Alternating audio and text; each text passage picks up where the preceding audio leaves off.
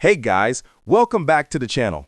In today's video, I'll be showing you how to change a product price in Stripe. So let's get started. First, open your web browser and go to stripe.com.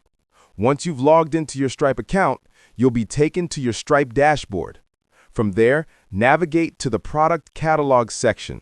This is where all your listed products are managed. Next, find the product whose price you want to change.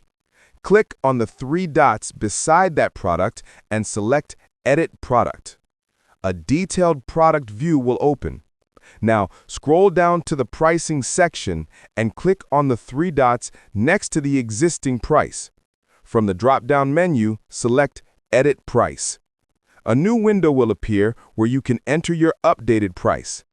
Type in the new amount carefully to match your latest pricing or business strategy.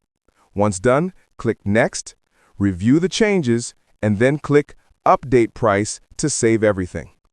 That's it. Your product's new price is now updated across your Stripe catalog. If you found this video helpful, make sure to give it a thumbs up and subscribe to the channel for more easy tutorials like this one. Thanks for watching, and I'll see you in the next one.